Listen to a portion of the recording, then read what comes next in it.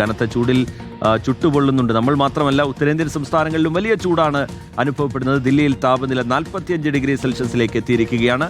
പഞ്ചാബിലും ഹരിയാനയിലും ബീഹാറിലും ഉൾപ്പെടെ ഉഷ്ണതരംഗ മുന്നറിയിപ്പ് നൽകിയിട്ടുണ്ട്. ദില്ലിയിലെ ഒറ്റപ്പെട്ട ഇടങ്ങളിൽ ഉച്ചയ്ക്ക് ശേഷം വേനൽ മഴ ലഭിച്ചേക്കും. YS അഭിനന്ദുണ്ട് വിശദാംശങ്ങൾ നൽകാൻ. Good morning Abhinand.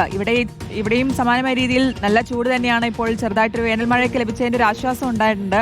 എന്തായാലും ഇന്ന് ഉത്തരേന്ത്യൻ സംസ്ഥാനങ്ങളിലെ ഒരു സാഹചര്യം എന്താണ്? നിലവിൽ 45 ഡിഗ്രി സെൽഷ്യസിലൊക്കെ എത്തി എന്നാണല്ലോ റിപ്പോർട്ട്.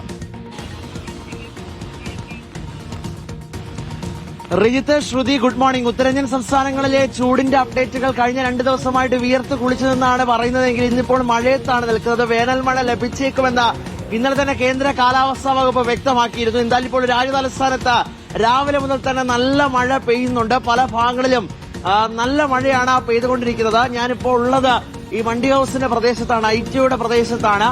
ഇവിടെ ഇപ്പോൾ നല്ല ഒരു കാലാവസ്ഥ നമുക്ക് ഈ ദൃശ്യങ്ങൾ നടക്കം കാണാം. രാവിലെ ഇപ്പോൾ മഴ പെയ്ത ഒരു സന്തോഷം ചായക്കടയിലെ ചേട്ടന്മാരുടെയൊക്കെ മുഖത്ത് ഉണ്ട്. ഉത്തരേന്ത്യൻ സംസ്ഥാനങ്ങളിൽ കനത്ത ചൂടാണ് കഴിഞ്ഞ ഏതാനും ദിവസങ്ങളായിട്ട് അനുഭവപ്പെട്ടുകൊണ്ടിരുന്നത്.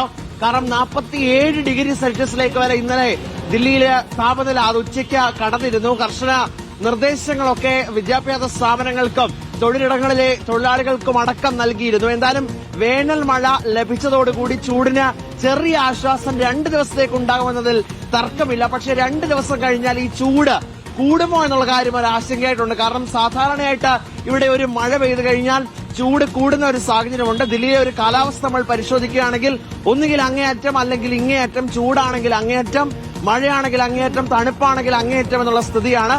എന്തായാലും മഴ ഇനി കുറച്ചു നേരം കൂടി കഴിയുമ്പോൾ കടുക്കുമെന്ന് തന്നെയാണ് കാലാവസ്ഥാ നിരീക്ഷണ കേന്ദ്രം വ്യക്തമാക്കുന്നത്. ദില്ലിയിലും പരിസര പ്രദേശങ്ങളിലും ഇപ്പോഴും മഴ തുടരുന്നു. ഉത്തരേന്ത്യൻ സംസ്ഥാനങ്ങളിൽ ഇപ്പോഴും കനത്ത ചൂടാണ്.